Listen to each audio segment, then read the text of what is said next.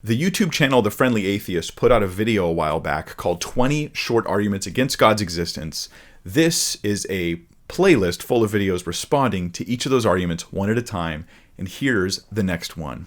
The invisible and the non-existent look very much alike. Keep in mind that you're supposed to think I shouldn't believe in God because he is invisible, and because invisible things are so much like things that aren't existing that I should assume he doesn't exist. There's a problem with this, right? There's actually a lot of problems with this. First off, it's in the idea of look. Okay, invisible and non-existent things do look very much alike, but that's because of the quality of what things look like when they're invisible is that they're not visible. Like, this is just to say invisible things are invisible.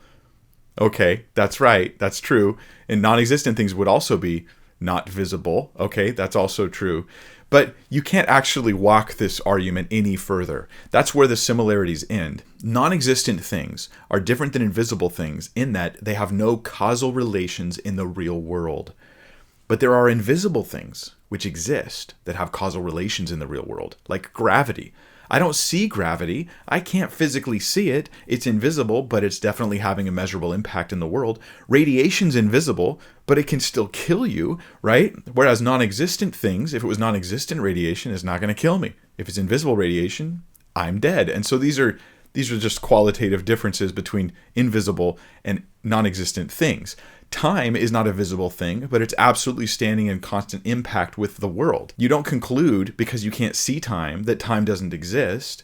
I mean, you've likely checked the time length of this video before clicking it because you thought it mattered and it stood in causal relation with you. So the question is going to be, has God caused anything?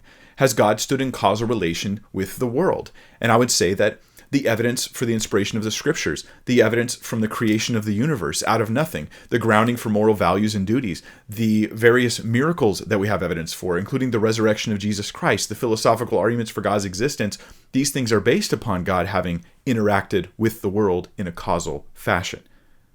So God's nothing like non-existent things, but yes, he's not visible. So because God is not visible, he's not part of this creation in some observable, directly observable thing. We observe him indirectly. We see design and we see beauty and we see we see the existence of simply anything. And all this stuff is evidence for God's existence. It's indirect evidence.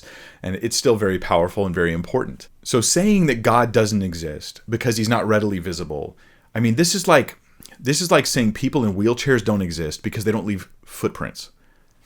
Think about it. Like, we don't expect them to leave footprints. That's the nature of them being in wheelchairs. So we look for different kinds of evidence than footprints when we're trying to identify them.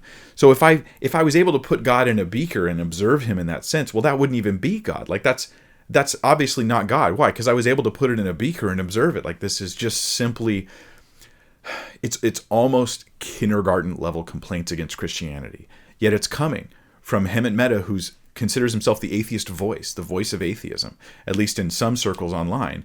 And I think that it demonstrates something. It demonstrates that sometimes the high up level of atheist apologetics, it seems to me, is sometimes really irrational stuff, like kindergarten complaints against Christianity. Yeah, we think God's invisible, but invisible is not the same as non-existent. This is just silly. Sometimes well-known, even well-respected atheists are coming with arguments against God that are just downright silly. Just silly. And if you stop and think about them for just a few moments, you can see right through the problem, no pun intended, with the invisible nature of things. So the next video in this series is actually about divine hiddenness, which is a massive complaint, a huge issue that we need to deal with when we're talking about God's existence. So please check the playlist, get that video, and remember, this is part of a series. You want to watch all of them.